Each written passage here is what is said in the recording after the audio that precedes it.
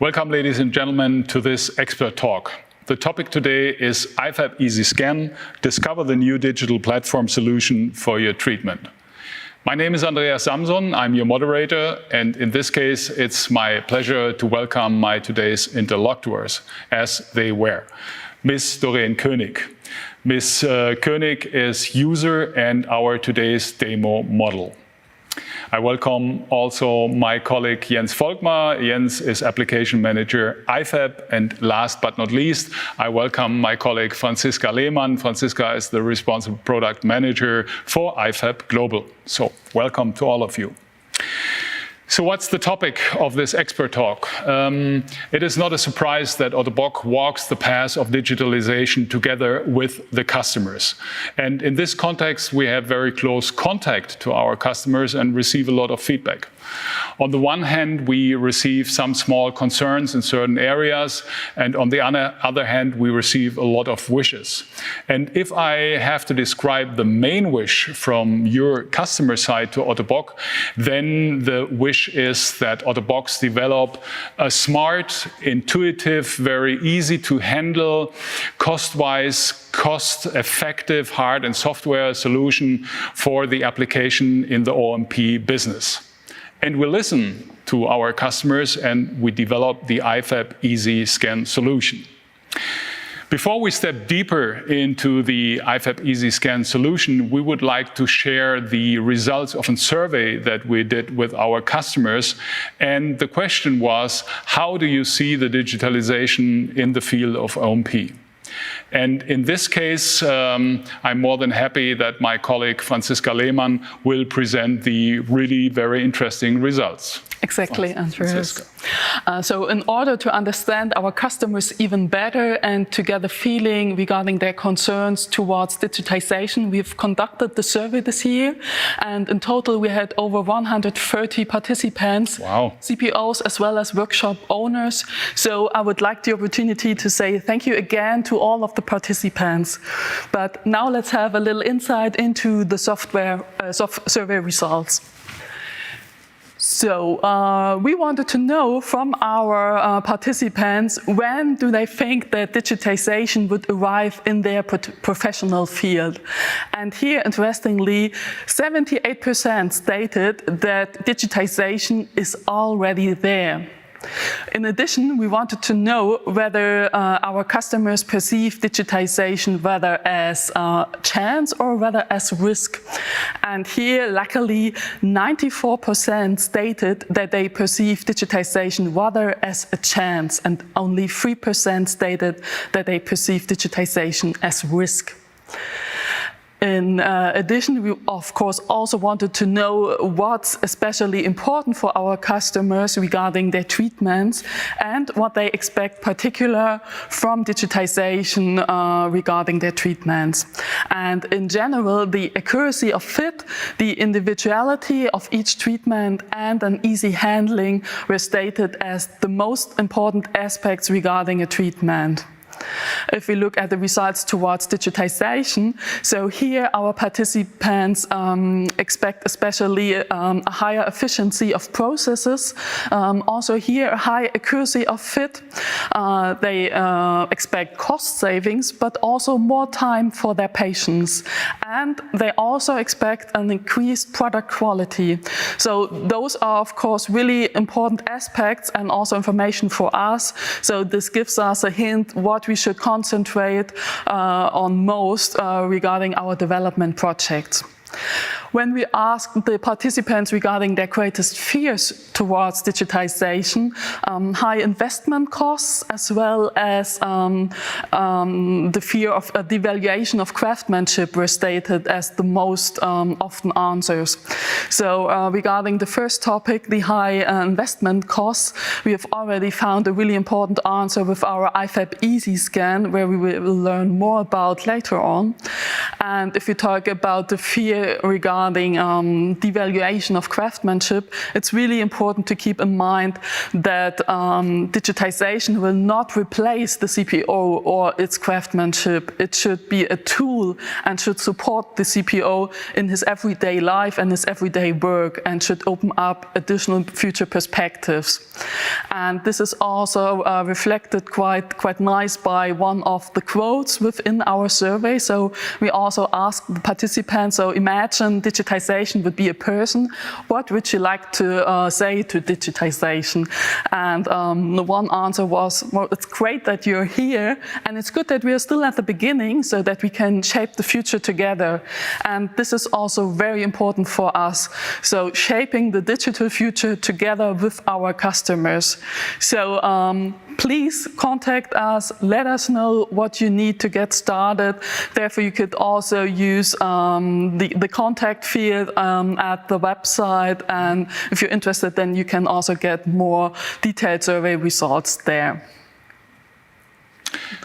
Yeah, thank you, Franziska, for presenting the really interesting results. And it's really good to see that 94% of the colleagues see digital as a chance. This is really a good message. Now we're coming to the iFab EasyScan solution. And my first question to you, Franzi, in this case is, what is so special about the iFab EasyScan solution? iFab EasyScan is the complete package consisting of an intuitive, easy-to-master software solution in combination with a high-performing, really mobile, easy-to-use scanner at an affordable price, and with special features like, for example, the capturing of texture and the opportunity to scan from really low distances. That sounds really interesting. Yep.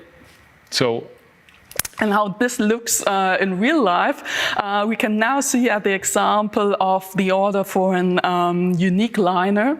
And so Jens will prepare the scan for this order together with Doreen. In the first step, Jens prepares the residual limb. So he pulls a stockinette over that additionally stabilizes soft tissue. And over the stockinette, he can now mark special anatomical landmarks of, in this case, for example, MPT, the head of the fibula, and the end of the tibia. And this anatomical information is necessary for the later morphing process. As soon as Jens is finished with the preparation of the residual limb, he opens up a new job in the iFab Customer Center. He has already selected the right product, enters some more job info before he can start scanning. And in the first step, before he can start with the scan, he has to determine the perfect distance to start the scanning. And here you have a nice color coding. So blue is you are too far away, green is right, and red is too close. And the exact position to get started is the border between red and green. As soon as Jens is ready, he can start a little countdown, and then the system is ready for scanning. Classically, we are starting from lateral side and then going to dorsal, back to lateral and frontal. At the beginning, it's good to have the scan from a wider distance, so that we have already captured a lot of the surface that makes retracking a lot easier later on. At the end, Jens closes the scan distally, and especially in this step, it is really helpful that you can also scan from a lower distance. So otherwise that would be really complicated and not really comfortable. And for Doreen as a patient, it's of course much more comfortable. It's faster. You do not have the wet and cold plaster on the residual limb. So it's much cleaner. And the complete process is really shorter compared to the classical technique. After the scan, Jens had the chance to shortly check if he is satisfied with his scan. So he just has to check whether he has a closed surface, and then he can proceed with product configuration. So here, for example, he can select between a Skeo or a Uneo unique liner. He can select whether he wants to include additives into the liner. He can check the finishing, whether he wants to have a textile on the surface, and so step by step configuring the complete product.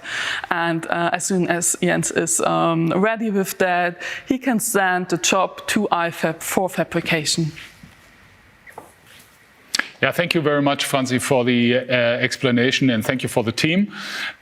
We are switching now the target. We were in the area of prosthetics because we did a scan for a custom liner. Now we're switching to orthotics, and we are now in the segment of the ankle.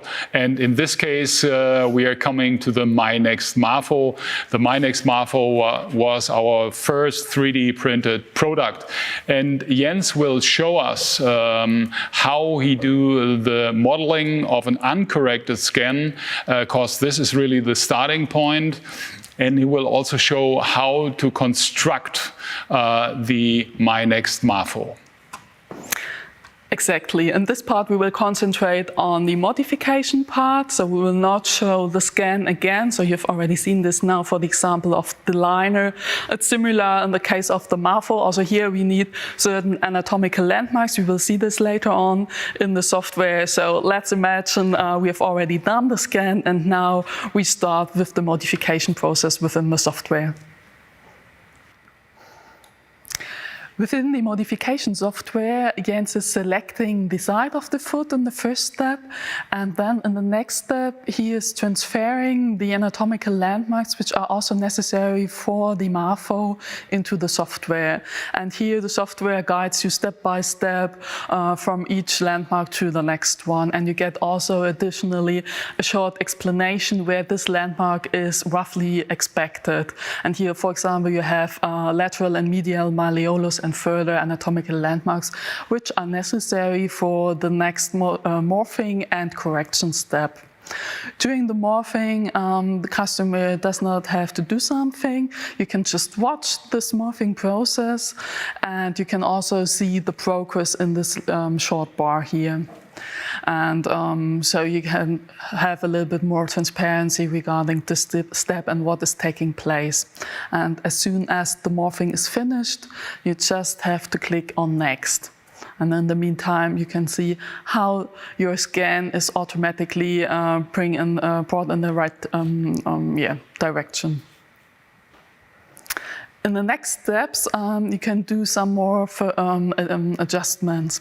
So here, for example, you can still adjust the heel height. And the advantage of this step is that if you're adjusting the heel height, that every single joint in the foot which is affected by this change is automatically corrected in the right way. So after you've selected your preferred heel height, you can go next. And in this step, you still have the opportunity to do some fine-tuning regarding the individual joints.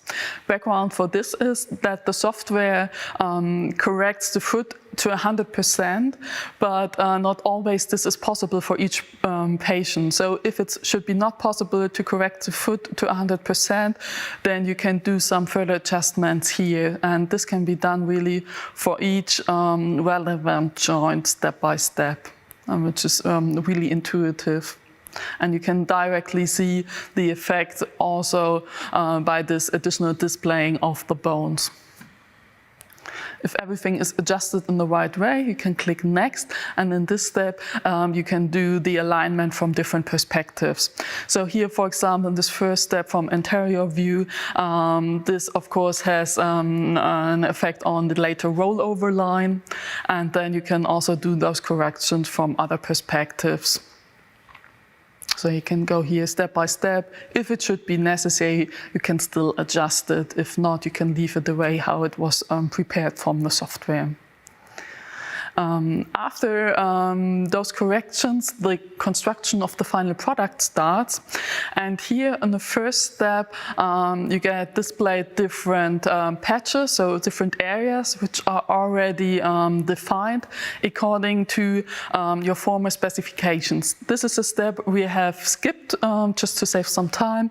So in really an early stage of the order, you are asked for the type of correction and the type of malposition you want to correct. And according to your statements in this section, the software automatically prepares the patches, so where pressure is applied, where we have some relief zones. So this is everything already finalized, but here you have the chance to still fine-tune those areas. So you can, for example, adjust the shape, so the surrounding of this area. That's really simple by just grabbing one of those points and per drag and drop really adjusting the silhouette of this patch.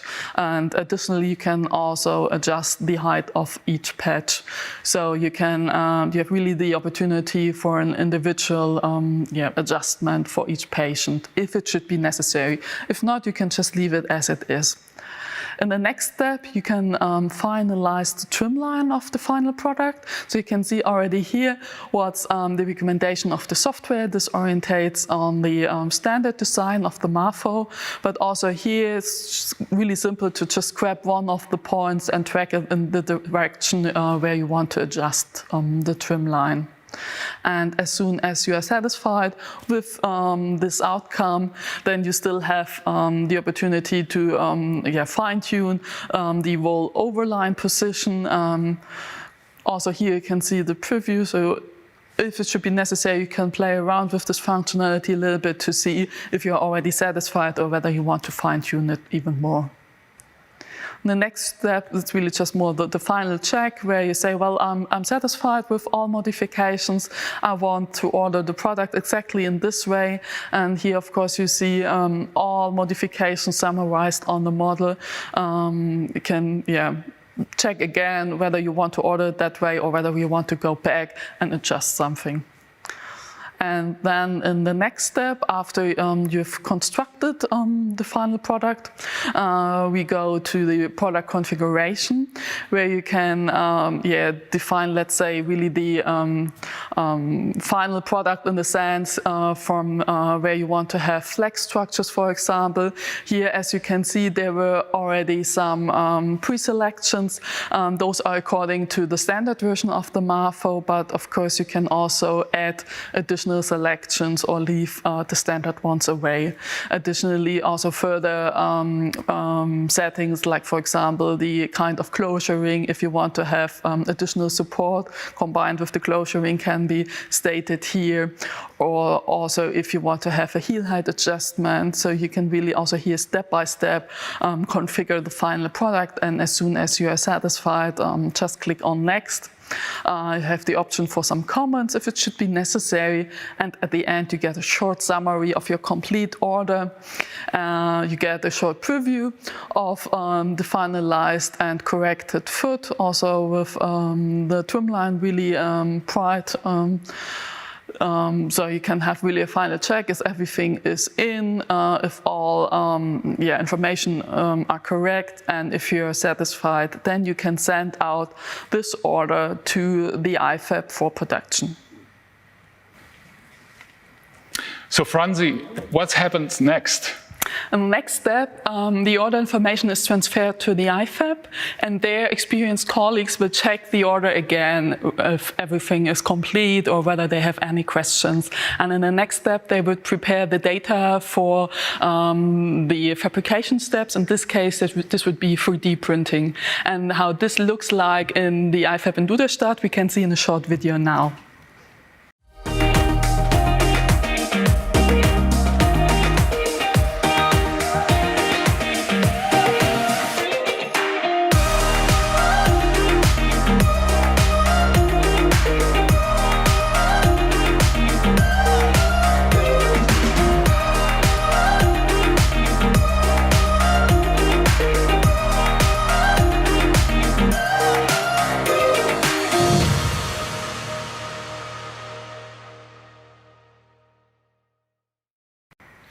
This was very interesting to see the production. I also saw the 3D printer, and therefore I got a question for you, Jens.